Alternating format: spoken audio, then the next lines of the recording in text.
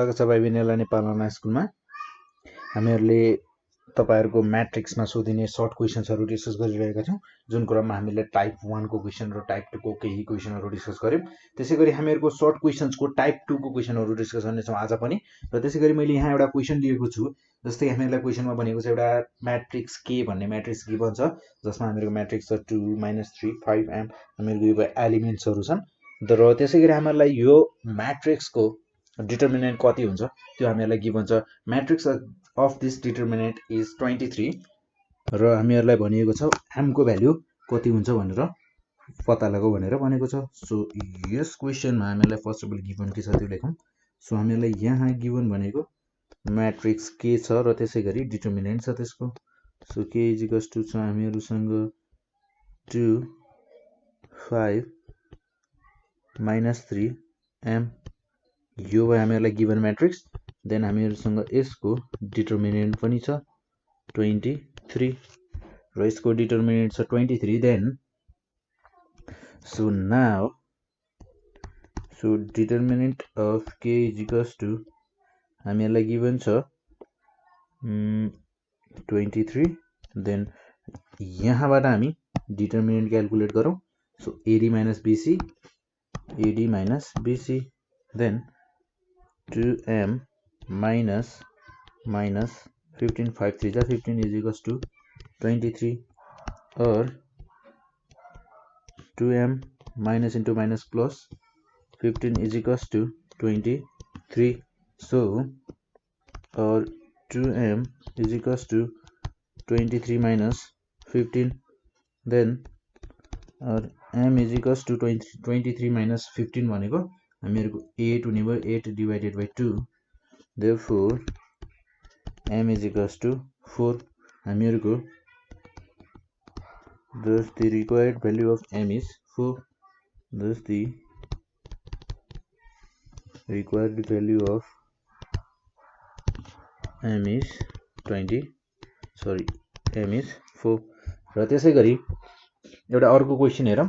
र यो क्वेशन हामीहरुलाई 2073 सप्लिमेन्टमा सोधिएको क्वेशन छ। यसपछिको क्वेशन भनेको मैले यो क्वेशन लेखे जस्तै 2073 सप्लिमेन्टमा सोधिएको क्वेशन हो। इफ हामीहरुको म्याट्रिक्स छ हामीहरुसँग 2p देन 7 -5 9 यी भयो हामीहरुको म्याट्रिक्सका एलिमेन्ट। र म्याट्रिक्सका एलिमेन्ट भन्दा पनि कुनै एउटा म्याट्रिक्सको डिटर्मिनेन्ट दिएको छ र डिटर्मिनेन्ट चाहिँ हामीहरुको -1 सँग इक्वल छ भनेर भनेको छ। Then find the value of p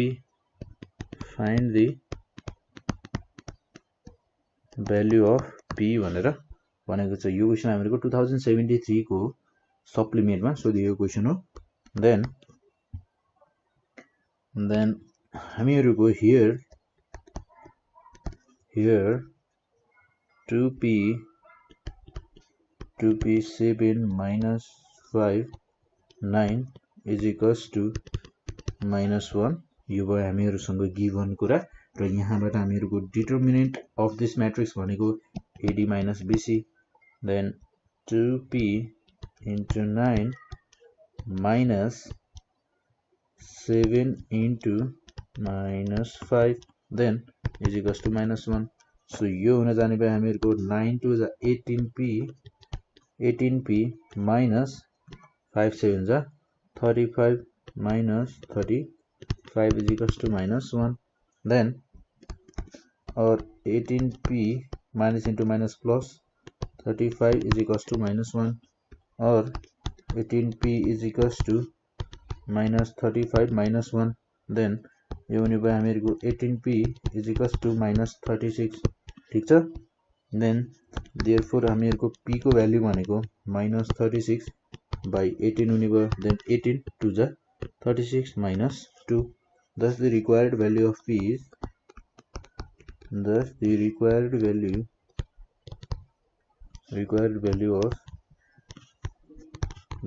p is -2 हामीहरुको p को रिक्वायर्ड भ्यालु भनेको 2 रहेछ -2 रहेछ। र त्यसैगरी एउटा अर्को क्वेशन हेरौं 2073 मा सोधिएको क्वेशन रहेछ। 2073 मा पनि सप्लिमेन्टमा नै सोधिएको क्वेशन रहेछ। सप्लिमेन्टको क्वेशन छ फेरि 2073 सप्लिमेन्टमै सोधिएको क्वेसन रहेछ। देन क्वेसन छ हामीहरुको इफ अनि एउटा matrix determinant of matrix given छ हामीहरुलाई 3p is equal to then -4 3 भनेको हामीहरुको म्याट्रिक्स भयो जसको डिटर्मिनेन्ट छ हामीहरुको 8 then find the value of p भनेको छ find the value of p। So हामीहरुको यहाँ अब p को भ्यालु क्याल्कुलेट गर्नको लागि हामीहरुसँग डिटर्मिनेन्ट गिभन छ त्यसैले हामी युज गर्छौं। सो यहाँ हामीहरुको here determinant of 3p2 -4 3 is equals to 8. So determinant भनेको हामी AD minus BC then AD 3p into 3 minus यो भयो हामीहरुको AD minus BC 2 into -4 is equals to 8. So 3 3 is 9p minus 4 2 is 8 minus is equals to 8 or 9p minus into minus plus 8 is equals to 8. So or 9p is equals to 8 minus 8 then हामीहरुको 9p is equals to 0 हुने भयो। Therefore p is equals to हामीहरुको 0 रहेछ। Thus the required value of p is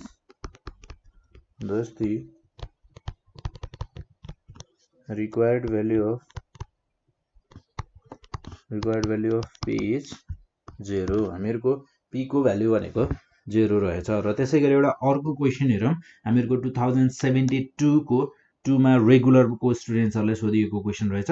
2072 regular मा सोधिएको question र question छ हामीहरुको if m हामीहरुलाई matrix given छ m is equals to भनेर हामीहरुलाई given छ 5 3 6 k यो भयो हामीहरुको given matrix and determinant of this matrix M is 27 is equals to 27 then find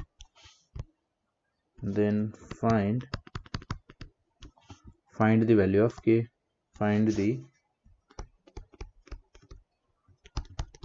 value of k हामीहरुलाई k को भ्यालु कति छ त्यो पत्ता लगाउनु पर्ने छ। सो त्यसको लागि हामी यहाँ फर्स्ट अफ अल हामीहरुलाई म्याट्रिक्स गिभन छ त्यो लेखौं m is equals to हामीहरुलाई म्याट्रिक्स गिभन छ 5 3 6 k भनेर म्याट्रिक्स को एलिमेन्ट्सहरु गिभन छ। देन त्यसपछि हामीहरुलाई यसको डिटर्मिनेन्ट पनि गिभन छ। Determinant of this matrix is equals to 27 then find the value of k। So determinant of m is equals to AD minus BC then AD भनेको हामीहरुको हुने भयो डिटर्मिनेन्ट अफ यसरी लेखौं न त है 6k is equals to determinant भनेको हामीहरुको 5 into k यानी कि 5k minus 6 into 3 हुने भयो र 5k minus 18 5k minus 18 so again 5k minus 18 is equals to हामीहरुसँग determinant कति थियो त 27 so 27 or हामीहरुको 5k is equals to 27 minus plus 18 27 plus 18 भनेको त हामीहरुको यो हुन जाने भयो 45 5k plus 45 then हामीहरुको therefore k is equals to the 45 divided by 5 is equals to 9 hence thus the required value of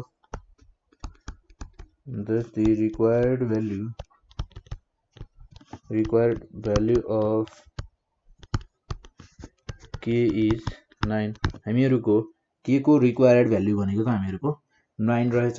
so again हामीहरुको k को value कति रहेछ त 9। सो त्यसपछि एउटा अर्को क्वेशन हेरौं हामीहरुको 2070 मा रेगुलर मा सोधिएको क्वेशन रहेछ जसमा हामीहरुलाई म्याट्रिक्स गिभन छ र त्यसको डिटर्मिनेन्ट गिभन छ। म्याट्रिक्स को डिटर्मिनेन्ट गिभन छ भने हामीहरुलाई भ्यालु अफ समथिङ पत्ता लगाऊ भनेर भनेको छ। सो त्यसैगरी क्वेशनलाई हेरौं पहिले। So if the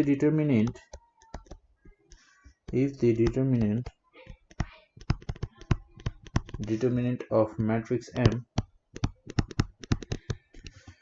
matrix M is equals to हामीहरुसँग छ -5 -8 p 12 यो भयो हामीहरुको म्याट्रिक्स M जसको डिटर्मिनेन्ट इज 20 जसको डिटर्मिनेन्ट 20 छ र हामीहरुलाई भनेको छ find the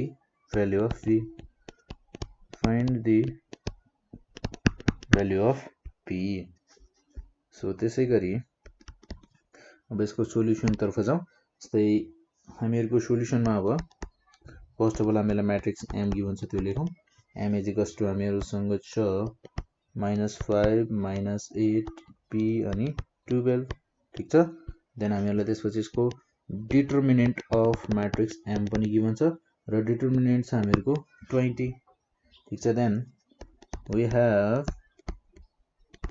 we have determinant of M is equals to हुन जान्छ हामीहरुको -5 -8 p 12 ठीक छ देन हामीहरुको डिटर्मिनेन्ट अफ M भनेको त हामीहरुसँग छ 20 is equals to यो भनेको हामीहरुको AD minus BC then -5 into 12 minus BC यानी कि -8 into P देन यो हुन जाने भयो हामीहरुको 20 is equals to -60 minus -8p then हामीहरुको यहाँ माइनस माइनस प्लस हुने भयो so 20 is equals to -60 plus 8p र हामीहरुको यहाँ 8p is equals to हुने भयो 20 plus 60 देन हामीहरुको 8p is equals to 80 हुने भयो 80 सो हामीहरुको देखो p is equals to 80 divided by 8 is equals to 10 thus the required value of p is 10 thus the required value of p is 10 हामीहरुको p को value त 10 रहेछ so त्यसैगरी एउटा अर्को question हेरौं हामीहरुको 2070 मा रेगुलरमै सोधिएको क्वेशन रहेछ 2070 को रेगुलर को क्वेशन नै छ हामीहरुसँग देन क्वेशन रहेको छ हामीहरुको क्वेशन भने कस्तो छ भने सो इफ हामीहरुलाई A भन्ने म्याट्रिक्स गिभन छ र म्याट्रिक्स छ हामीहरुको 2 1 1 3 र त्यसैगरी B भन्ने म्याट्रिक्स दिएको छ जसको एलिमेन्ट्सहरु छन् 2 3 देन 1 m र त्यसैगरी हामीहरुलाई BA म्याट्रिक्स को डिटर्मिनेन्ट गिभन छ -5 र हामीहरुलाई भनेको छ फाइन्ड द